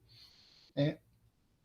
Semi-formação também é concebida como um estado pontual, intercambiável e efêmero, desconectado da história do sujeito. Né? Um estado pontual, intercambiável e efêmero. Né? Eu relaciono muito isso a uma estética de telejornal, por exemplo. Né? O que é uma estética de telejornal? Você tem um conjunto de informações que elas são transmitidas geralmente muito rápido. Né? Um conjunto de informações que você tem a cotação do dólar, aí você tem a notícia da novela, aí você tem uma informação sobre esporte, aí você tem uma propaganda, e aí você tem um resumo do filme. Né? E aí tudo isso é feito em questão de minutos. Né? São informações pontuais e elas não necessariamente fazem sentido para o indivíduo, porque aquilo não necessariamente está presente na experiência dele. A semi-formação ela é um prejuízo com relação à contiguidade dos estímulos também. Né? Então, o telejornal ele fala sobre a cotação do dólar, mas, ao mesmo tempo, ele não se detém a explicar o que aquilo afeta no dia a dia do indivíduo, né? Qual é o lastro do dinheiro, né? O que levou a subida ou a baixa, né? O que é uma especulação, né? Ele é uma falha conceitual também. A semi-formação é um prejuízo com relação aos conceitos. É um prejuízo com relação aos conceitos e à experiência também. Né? Ela carrega esse aspecto duplo. E também preza pelo conformismo, utilitarismo, realismo excessivo, objetificação e frieza. Né? Como também preza pelo sacrifício do indivíduo, pela anulação do indivíduo. Né? Esses são elementos que a gente encontra na dialética do esclarecimento, por exemplo. Né? Por exemplo, né? No capítulo em que o Adorno e o Horkheimer discorrem sobre o Ulisses, né? Da forma como ele sacrifica a subjetividade para que ele consiga, né, vencer o gigante Polifemo, né? Que ele consiga vencer o Ciclope. Né? E aí o único momento em que ele se afirma é o momento em que ele é punido imediatamente por se afirmar, né? Por recuperar a sua subjetividade perante aquela força, né, inexorável da natureza. Né? Então, a semi-formação ela exige essa adaptação individual. Né? Da mesma forma que, né, como a professora estava falando, né, que você é taxado até como estranho, né? Você sofre uma sanção social por não se adaptar, né, a esses modismos. Né? Tanto é que uma das questões da formação é realmente você criar lacunas de socialização. Né, que por vezes você tem que se afastar desses modismos, né, inclusive os modismos teóricos, né, como é o caso da BNCC, que se utiliza, né, da concepção, né, de habilidades e competências, e isso, querendo ou não, se torna um modismo teórico. Né, e aí você sofre uma sanção social por você não se adaptar. Então, a semi-formação ela exige essa adaptação. Né, em termos de objetificação e frieza, é algo que a gente encontra na Juliette, também, né, na personagem do Marquês de Sade, né, que o Adorno e Horkheimer, no capítulo da dialética do esclarecimento, no segundo capítulo, se bem me lembro, né, que ele fala sobre a moral, né, da sociedade burguesa, que é uma moral que preza por essa objetificação, né, por uma objetificação tanto da natureza quanto uma objetificação do outro, que você reduz o outro algo que pode ser explorado, né, ao ponto de realmente isso levar a uma eclosão de barbárico, né, porque isso é radicalizado na forma do antissemitismo também, né, de você objetificar o outro a ponto de você não se importar em nada com o outro. Né, isso também é o ponto do nosso dia a dia, nós não nos importarmos com quem não tem esses acessos, né? Embora a gente se incomoda muito, né? Mas muitas vezes a gente não consegue fazer algo diferente, porque a gente também sofre uma sanção quando se importa demais, né? É também julgado nesse sentido. Né? Então a semi-formação ela é um estado de consciência que é amplamente socializado, né? Que prega o conformismo e o utilitarismo. Em termos de utilitarismo, né, a gente pode analisar o conceito de competência da BNCC. Então, se lembram que a racionalidade tecnológica, né, ela determina o que é útil, o que não é útil, ela determina um projeto específico, ela determina o universo da palavra, molda, ação e comportamentos. No âmbito da BNCC, né, a competência é o ato de mobilizar os conhecimentos na forma de conceitos e procedimentos, habilidades, práticas cognitivas e socioemocionais, atitudes e valores, aí que entra o campo das ciências humanas, para resolver demandas complexas da vida cotidiana, do pleno exercício da cidadania, que é a relação entre indivíduo e Estado, e do mundo do trabalho. Então, a BNCC ela já determina a priori o que é conhecimento e o que não é. É conhecimento se pode ser mobilizado. É conhecimento se é útil na vida cotidiana. Né? E às vezes até mesmo a sociedade pede por essas coisas. Né? Há pouco tempo atrás se discutia, né? Algumas pessoas advogavam em favor, né? Tem que retirar a filosofia, a sociologia da escola. Né? Isso não é um conhecimento útil. Né? O que isso vai me ajudar a achar um emprego, né, no futuro? O que esses conhecimentos, né? Então, às vezes isso parte mesmo da própria sociedade, né, que se baseia numa concepção utilitarista de conhecimento. Né? E isso fica demarcado também no âmbito da BNCC, ou seja, a formalização de um modo de se fazer a docência. Nós temos que ensinar coisas úteis. No caso da minha área do conhecimento, eu tenho que ensinar, moldar comportamentos, né? Utilizar a indústria cultural para ajudar ele a fazer escolhas determinadas, né? Mas não para retirar ele do mundo da mercadoria, ou retirar ele do mundo da necessidade, né? Para denunciar essas inconsistências do sistema capitalista, né? Eu tenho que transformar isso num conhecimento útil, numa habilidade que é objetivamente mensurável,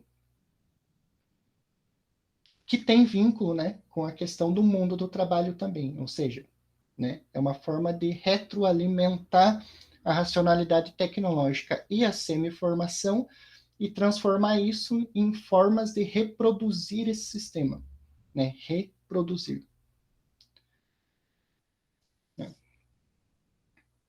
Estou quase acabando, professor, né? O tempo já está um pouquinho adiantado, mas está quase lá. Então, eu trago aqui, né, uma habilidade específica do campo das ciências humanas e sociais aplicadas,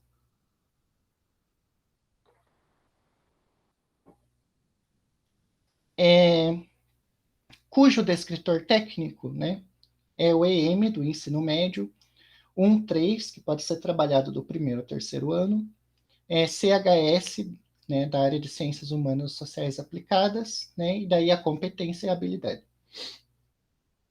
Então, vejam, né, até mesmo, né, isso serve tanto para a questão da semi-formação quanto para a questão da racionalidade tecnológica. Né, como que se criam mecanismos para contenção daquelas coisas que são opostas ao sistema. Né, então, veja, debater e avaliar o papel da indústria cultural e das culturas de massa no estímulo ao consumismo, seus impactos econômicos e socioambientais, com vistas à percepção crítica das necessidades criadas pelo consumo e a adoção de hábitos sustentáveis. Mas isso no âmbito da BNCC, o que pode significar? Veja, competência é o conhecimento que pode ser mobilizado, né? Quando a gente pensa assim, será que tem como reduzir o conceito de indústria cultural, né, como um sistema delirante de semi-formação? Tem como reduzir ele apenas ao mundo do consumo?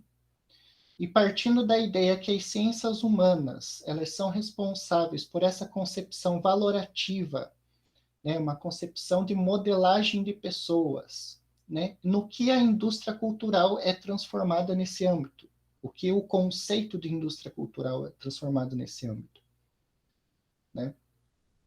Parece uma forma de você ajudar o aluno a ter quase uma educação financeira nesse sentido, não é?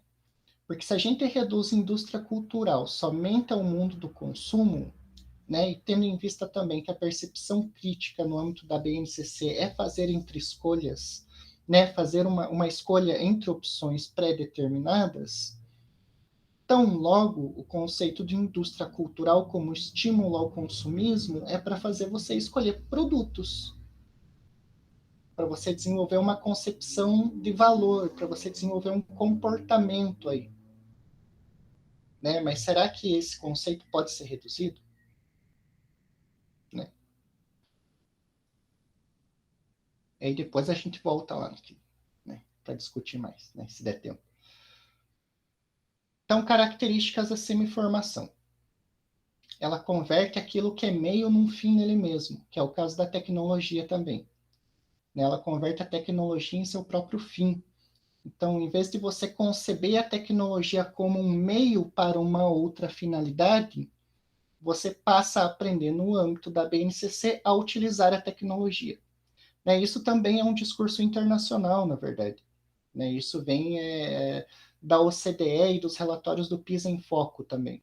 Nos relatórios do PISA em Foco, eles falam, inclusive, que a pobreza não interfere mais na educação.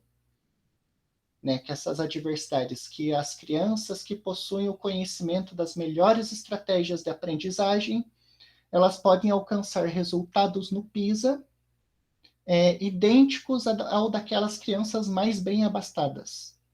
Então, eles, a ideologia da OCDE também, que vai para além do Brasil também, a ideologia da OCDE é que a pobreza não interfere na educação.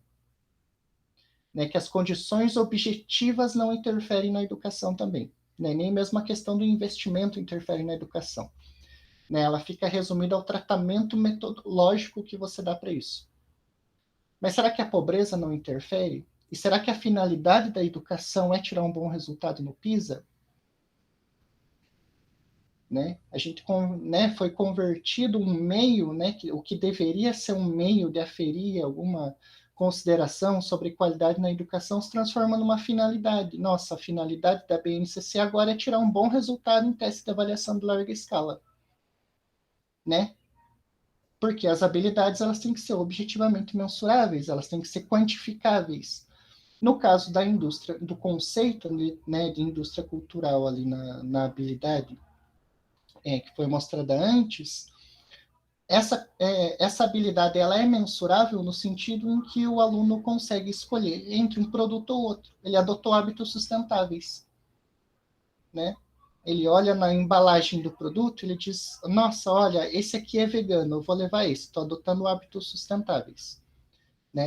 Mas aí ele vira o rótulo, é a mesma empresa que fabrica os dois, ele tem uma ilusão nessa concorrência. Muito provavelmente vai ser a Unilever, uma das maiores produtoras de produtos de cosméticos. Outra característica da semi-formação. Aprende-se alimentos culturais aprovados. E aí a gente volta nas questões dos processos de escuta inspiracional das secretarias de educação. Se a semi-formação ela aprende-se a elementos culturais aprovados, elementos como a utilidade também, como a frieza, como a performance, esse grande apelo ao protagonismo, ao empreendedorismo, ao seu protagonista de sua própria história. Se ela aprende-se né, de maneira obstinada a elementos culturais aprovados, né, no âmbito social, então como seriam esses processos de escuta inspiracional? Eles não seriam reflexões das aspirações, né, do aparato social refletidas no indivíduo, de modo a fortalecer ainda mais os ciclos de produção e consumo, né, os ciclos de produção destrutiva do capital, né? Então, se a sociedade prende-se de maneira obstinada a elementos culturais aprovados, né, a gente pode questionar também essa questão da escuta. E ela exige adaptação total do sujeito, como nós comentamos, né? A questão que, às vezes, quando você tenta algo diferente, né, ou você é taxado de reacionário, ou você é arcaico, ou você tem algum tipo de fobia à tecnologia, né, quando a gente faz, né, às vezes, essas críticas mais contundentes, né, a utilização da tecnologia, monopólio informacional, principalmente, segurança digital, né, geralmente você é tomado pelo oposto já. E algumas características da formação. Então, para o Adorno, para falar sobre formação, você tem que falar sobre semi-formação. Então, aqui a gente chega em algumas características sobre a formação. Memória, tensão entre pensamento e realidade, né? A formação necessita de tempo, né? Não só de tempo, ela necessita de um tempo não administrado, né? A memória seria a mediação capaz de fazer, né, a mediação entre o conceito e a experiência, né? A memória, ela também é uma forma de você não desenvolver um pensamento estereotipado, né? Isso na minha opinião, no caso, né? Quando você elabora essa tensão entre a experiência e o conceito, né? Você também vai analisando o que falta ao conceito e vai tendo um aspecto de contiguidade, né, entre o conceito e a experiência, porque se você fica fixado somente na experiência, você acaba fixando no realismo, né? Então, o conceito também é necessário para que você possa ir além do conceito nessa tensão entre pensamento e realidade, né? E para que você não crie também conjecturas que não são condizentes com a realidade. As lacunas de socialização, né, que nós já comentamos um pouco com relação à rejeição dos modismos, né, que ocasionalmente nós precisamos ter esse afastamento, né, com os modismos teóricos, né, com os modismos intelectuais e com essas necessidades, né, de integração social, que é algo que a sociedade nos cobra muito, né, esse pressuposto de integração, né, desenvolvimento da resistência egóica, autocrítica e autodeterminação.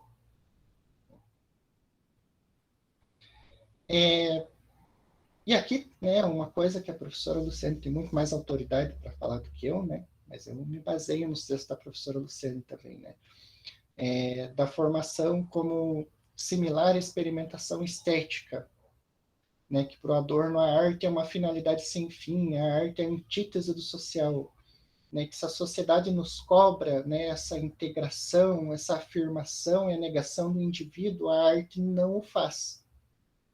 Né, a arte, quando você tem o contato com a arte, você vai para além da base material dessa arte, né? Você transcende, você tem um processo reflexivo sobre essa arte, né? Que também é uma finalidade sem fim, né? Que é polissêmico, né? Ao mesmo tempo que você não tem uma finalidade da forma como nós concebemos, né? Nessa forma utilitarista, né? Ela tem múltiplas finalidades. Né? Então, a arte concebida como uma antítese do social. Né? E a formação exige um equilíbrio entre os momentos de adaptação e autonomia. Né? Porque a adaptação ela é necessária.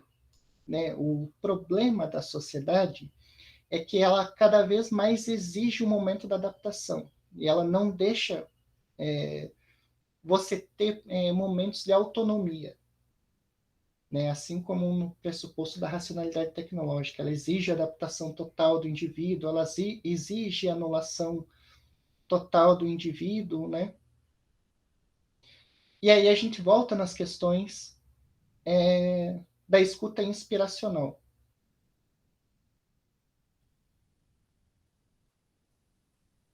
Depois eu mando o material para vocês lá, terminar de ler, né? Opa, tem uma mensaginha aqui.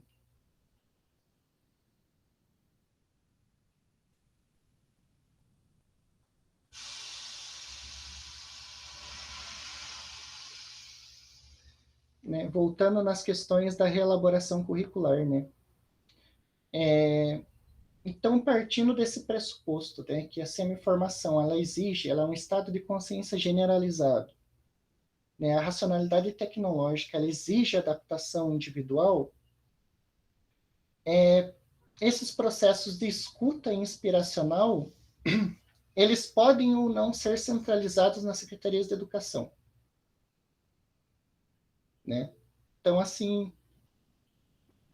Ah, sim, professora. Uhum. Posso ir finalizando. Vamos ver aqui. Falta pouquinho. Vamos passar para a questão dos itinerários formativos, então, que aí a gente já vou encaminhando para o encerramento daí, né? Então, essa era a questão assim, que eu considero um pouco mais amorfa também, né? Que não tem substância e que também é um sucateamento dos conceitos, né? Que os itinerários formativos, eles devem ser compostos por 4 eixos principais, que é a investigação científica, processos criativos, mediação, intervenção sociocultural e empreendedorismo. Mas nos guias de implementação do ensino médio, ele utiliza a palavra preferencialmente. Né? Então, isso abre também a possibilidade, né, como a gente tem esse grande apelo social, né, na forma de um elemento cultural em que as pessoas, né, um elemento cultural aprovado, em que as pessoas obstinam-se hoje em dia, é a questão do empreendedorismo, né? Então, por exemplo, você pode ter um itinerário formativo inteiro baseado em empreendedorismo, né? Ou um itinerário formativo integrado. Então, tem como, no âmbito da BNCC, tem como você combinar, né? Por exemplo, formas de exploração da natureza, a questão da indústria cultural, e ainda fazer um eixo baseado em empreendedorismo. Então, assim, tem como você articular essas questões conceituais também como uma forma de favorecer o aparato social. Então, o indivíduo ele se anula, né, justamente para promover essa adesão ao aparato social. É aí que a gente tem, por exemplo, apelo ao empreendedorismo, mas também a utilização de outras tecnologias, né? Se não me engano, nas ciências da natureza, ele tem também um apelo para o uso de realidade virtual, de outros softwares, né? Bom, mas enfim, né? E com esse vínculo, né, da relação entre o mundo do trabalho, a vida cotidiana. Então, ela é sempre fechada, assim, né? Nessa projeção de contingência do indivíduo, mas que, ao mesmo tempo, né, não se pensa numa forma de sociedade diferente. As alternativas, elas já são rejeitadas a priori. Né? Mas, para finalizar, né, dado o nosso tempo também, né, para as outras, né, a professora pediu para as outras atividades também, queria finalizar com uma pergunta. Né? Não sei se vai dar tempo da gente discutir, mas fica a pergunta para o grupo, vocês vão, né, discutindo, vão questionando, né, se não der tempo. Né? O questionamento para encerrar, né? Se a sociedade é administrada, né, tanto no âmbito da cultura, no âmbito, né, da economia, é administrada por uma racionalidade tecnológica, dependente da ordem objetiva das coisas, o modo como nós produzimos a nossa existência, acometida por uma crise da formação cultural que prega conformismo e adaptação. Podemos falar em autonomia e protagonismo no âmbito da BNCC? Podemos falar em crítica no âmbito da BNCC? Né? Como essa crítica é degenerada no âmbito da BNCC de forma a fortalecer o aparato social. Né? Então, esse seria um questionamento para encerrar a nossa discussão, né? Ou melhor, para promover uma outra discussão. Perfeito, Adonias, obrigada. É porque nós temos uns calendários meio doido, né? 4 horas agora a gente já tem um atendimento com os orientandos, mas eu acho que essa discussão que você traz, primeiramente, quero agradecer bastante. Eu não sei se a professora Lu está aí. Luciane, quer falar alguma coisa, meu amor? Não, só agradecer a você, Marta, por essa oportunidade de a gente compartilhar, né, as nossas ideias, nossas pesquisas. Né? Hoje eu estou meio brocochô, porque não dormi nada à noite, trabalhei muito ontem e hoje também. Então, é isso, tá? E parabenizar você, só isso. Muito bem. Eu não sei se a Jaqueline está aqui. A Jaqueline está aqui, a orientanda? Aí, Jaqueline, eu te apresento a sua professora convidada da sua banca, viu? A professora Luciane Neuvaldi. Acho que a Jaqueline está aí. Jaqueline Oliveira, acho que é ela. Não sei se ela pode, porque às vezes está na escola. É que a Jaque é a que vai defender. Oi, professora. Aí, Jaque, eu estou te apresentando a professora Luciane. Oi, Tá Jaque. bom, prazer, Obrigada, Luciane. igualmente. Obrigada. Gente, alguém gostaria de fazer algum comentário? Eu acho que a discussão que o Adonias traz, principalmente fazendo essa relação com a BNCC, é bem assim, como se diz, muitas coisas, né? Há uma nebulosidade aí, né? Muitos pontos que a gente percebe no campo da BNCC, tem essas críticas, né? Principalmente essa formação instrumental, né? Até trazendo de volta esse termo, habilidades e competências, né? Isso já é uma chamada provocativa aí de uma certa instrumentalização, né, da razão formativa. Eu acho que são várias questões, não dá para a gente, assim, de repente, ficar dialogando muito, mas eu acho que ainda dá para a gente, de repente, fazer algumas perguntas, quem gostaria, né, de fazer algum comentário, ou às vezes até parabenizar o Adonias pela discussão. Eu tive o privilégio de ler o trabalho do Adonias, né, na orientação com a professora Luciane, ficou um trabalho maravilhoso, viu, gente? Quem puder depois se interessar, né, Adonias, se puder, não sei se já tá, como se diz, no mundo online já oficializou, já certinho? Já tem a dissertação já está, né, no site do PPGE, já dá para... Então, vale a pena, viu, gente? Ficou um trabalho belíssimo aí fazendo essa relação com a teoria crítica. Alguém gostaria de fazer algum comentário, alguma conversa? Ravelli, Walter, Vivian, Mas, menina Flávia. Vai lá, Walter. Olá, boa tarde a todos. Boa tarde, professor. Muito obrigado pela oportunidade. Eu só me lembrei durante a fala do professor, conciliando um pouco com o texto que a gente leu lá do Marcuse, e me lembrei de uma notícia aqui do nosso município aqui de Londrina, que eu vou tentar compartilhar também para quem quiser conferir, sobre a implementação do empreendedorismo na rede municipal aqui de Londrina. E aí, lendo isso e ouvindo o professor, lembrei de uma parte do texto lá, que na verdade não era o capítulo indicado para leitura, mas onde uma coisa fala a respeito dos direitos, aquelas liberdades, né, que foram importantes para a fase inicial da sociedade industrial, que ele coloca, deixa eu achar o termo aqui, a liberdade de pensamento, de palavra e de consciência foram, assim como o livre empreendimento, que elas ajudaram a promover e proteger, ideias essencialmente críticas destinadas a substituir uma cultura material e intelectual obsoleta por outra mais produtiva e racional. Só que uma vez institucionalizados, esses direitos e liberdades compartilharam do destino da sociedade da qual haviam se tornado parte integral, ou seja, a realização cancela as premissas. E aí, enfim, foi uma conciliação que eu tentei fazer entre os conteúdos e fiquei repensando nessa notícia, queria só compartilhar e, mais uma vez, agradecer aí a presença do professor.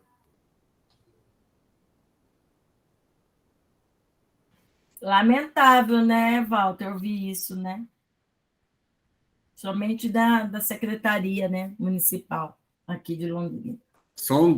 Mais um pouquinho, professora, a parte do texto que fala sobre isso diz que os conceitos de empreendedorismo tratados na lei é o desenvolvimento de habilidades, preparação para o mercado de trabalho, construção de competência profissional, educação financeira, livre iniciativa, sustentabilidade ética e cooperação, capacidade de gestão, inovação e cultura organizacional. E aí quem falou sobre isso tudo foi a consultora de serviço do Serviço Brasileiro de Apoio às Microempresas, que é do SEBRAE, né, fazendo uma apresentação sobre como esse projeto é lindo e maravilhoso. Até, inclusive, o SEBRAE ele tem atingido todos os municípios aqui da região do Paraná. Não sei se aí, Adonias, Luciana, em Guarapuava, como que está essa questão. Pelo menos por onde eu passo, o SEBRAE tem tomado conta. É interessante que, no caso do município de Londrina, é lamentável, porque muitos que estão lá nas lideranças desenvolveram seus projetos de mestrado, doutorado na área da educação, na UEL, né, e voltam para a realidade e parece que não há efetivamente a emancipação que se espera. Enfim. Na verdade, todas essas ideias... Desculpa, Marta. Todas essas ideias foram gestadas lá no movimento Todos pela Educação, do qual participam os conglomerados econômicos, né? Itaú, e por aí vai. Bradesco. E a educação, como sempre, né? Sendo o primo pobre, né? Sempre tendo que reproduzir como se diz, que o Todo-Poderoso determina. É lamentável, principalmente quando se apoia em bases teóricas que são humanísticas, né, humanizadoras, e, de repente, coloca no seu currículo, nos seus projetos, esses tipos de questões. Até eu falo isso, não porque, na verdade, mas pela questão até, sabe, Adonias, quando você trouxe aquele termo protagonista, você sabe que eu uso muito esse termo, às vezes, nas aulas, tal, porque eu fiquei pensando, a gente toma muito cuidado também com os próprios conceitos desse termo protagonismo. Aí a gente coloca, né, um protagonismo da felicidade, da alegria, da tristeza, do fracasso, né? A gente acaba determinando esse indivíduo um protagonismo de tudo que der certo, ok, mas se também não der, ok também. Ele que é o protagonista da caminhada ou da sua derrota. É um ponto também para a gente tomar muito cuidado, né? Você vê um termo que dentro da educação hoje tem se usado muito, inclusive se usa muito nas bases que trabalham com a formação, né? Mas vamos pegar dentro dessas bases teóricas aí, até relacionadas à área da infância, ao protagonismo infantil, né? E aí, de repente, olha aí, ó, um ponto para a gente despertar. Eu não tinha parado para pensar nisso. E o juvenil também, porque houve um tempo que eu lia muito esses textos, né, relacionados à questão dos movimentos, né, juvenil, a identidade, né, dos jovens, e eles usam muito esse termo protagonismo, mas no sentido também, né, de reverter as mazelas sociais, como o indivíduo, parece que é no sentido do indivíduo remar contra a correnteza, né? É verdade. Eu acho que até fica aí, ó, para os estudantes meus aí, ó, que são curiosos, a carinha do Ravelli, eu já até imagino o que ele está pensando, né? Tentar já trazer, ó, uma desmistificação desse conceito, né? Um conceito que dentro da área da educação ele é colocado como lindo, como bonito, de repente é um ponto aí para a gente desenvolver essa crítica, até dentro dessa questão que a professora Luciane fez. Gente, alguém mais gostaria de fazer algum comentário? Não? Eu acho que essa discussão ela não se encerra aqui, ela se desdobra sempre, né? Esse é o movimento, né, do pensamento, da crítica. A Luciana, que esteve até agora, a Luciana Moura, que entrou hoje. Lu, só para você entender, meu bem, cada encontro, no final do mês, a gente traz uma temática, um convidado, aí que traz uma contribuição, sempre fazendo a relação com a educação e a teoria crítica, que é a base. Alguns discutem de forma geral a educação, outros trabalham com a infância, então a gente trabalha sempre dentro dessa lógica, né? Hoje o professor trouxe, fazendo essa relação da tecnologia, educação, a BNCC, aí no próximo encontro, que vai ser em agosto, a gente traz um outro profissional e assim vamos caminhando, né, e fazendo as amarrações. Aí, não sei se você não estiver no grupo, estiver se interessar, daí no grupo a gente sempre traz leituras, né, o profissional que vai trazer, o professor traz uma leitura prévia para a pessoa ler, para poder depois, de repente, interagir mais, ter mais, né, tranquilidade nesse sentido. Mas seja bem-vinda, viu? Espero que você participe mais vezes. Fica aí o convite. Fala, Lu, eu agradeço por estar aqui participando, achei muito interessante. Eu também sou da área de ciências sociais e da pedagogia, e muita coisa fez sentido para mim a hora que eu estava ouvindo ele falar. e quero continuar participando sim. Fiquei muito interessada, acho que é importante essa reflexão. A gente, até esse termo protagonismo, ele foi muito apropriado, né, assim, muito roubado, né, da educação aí, utilizado de uma forma muito diferente, e eu acho muito importante que os estudantes da universidade estão fazendo essa discussão e quero trazer essa discussão para dentro da escola também. Muito bacana. Obrigada. Beleza. Você é de Londrina, Lu? Eu sou de Londrina, eu sou aqui de Londrina. Eu sou de uma escola de educação infantil. Ai, que jóia. Então, seja bem-vinda. Está sempre convidada, tá bom? Obrigada. Nada. Fala, Luciane. Ô, Lu, eu estava chamando o seu sobrenome errado. É Neuwald? Na verdade, em alemão é Neuwald, né? Ah, vou falar nunca desse jeito. Não sei nem falar português É direito. Neuwald, do jeito que você quiser. Lu, Lu, fala, pronto. então, eu vou ser breve. Que eu acho que essa ideia não poderia deixar de pegar esse gancho, né? Eu estava aqui, olhei nas minhas anotações, uma palavra que define bem o contexto em que é tratado esse protagonismo é a proatividade. Proatividade que, né, o significado visa antecipar futuros problemas, necessidades ou mudanças, responsabilizando-se pelas próprias escolhas. Olha só. Perfeito. A carga ideológica desse termo, né? Perfeito. Olha, Lu, segundo semestre, se tiver afim, segundo semestre eu não vou dar aula. Podemos escrever sobre isso, hein, Lu? Podemos, Eu, você e o Adonias sobre esse projeto de vida e essa concepção aí. Adonias, dá para fazer sobre esse conceito aí, dá um bom texto. Perfeito. Gente, então nós estamos caminhando para o final, aproveitando, quero dizer que nós vamos ter um evento segundo semestre na Unesc, Universidade do Extremo Sul Catarinense. Você está sabendo, Lu? Que é da área da teoria crítica, lá, com o professor Alexander da Silva. Vou mandar depois para você, tá? É da área nossa da educação e teoria crítica.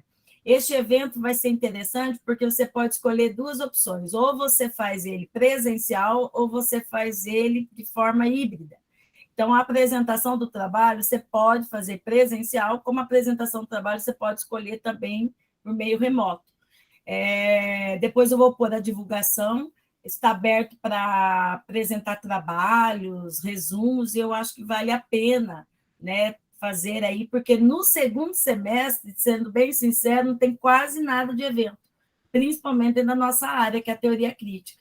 Então, eu vou compartilhar a Luciana. Ô, Luciana Moura, você está no grupo do GPI ou não? Não estou, Marta, não estou, não. Você tem interesse de ser inserida? Tenho, sim. Eu vou colocar meu WhatsApp aí para vocês, daí, se você puder me inserir. Tá, eu acho que é a Flavinha que faz isso. Grupo do WhatsApp, né? Do grupo do WhatsApp. Tá. Uhum. Aí nós vamos encaminhar, gente, novamente, tá? E, Lu, eu vou mandar para você e para a Adonias. Bem interessante, tá? O grupo lá vai estar o Bruno Pucci, já está confirmado, outros nomes lá. Gente, um grande abraço, um grande beijo, tudo de bom continuar da semana aí. E para quem está entrando de férias, boas férias, né? Eu entrei ontem, mas, na verdade, eu pedi férias só por causa do dinheiro. Ô, vida triste.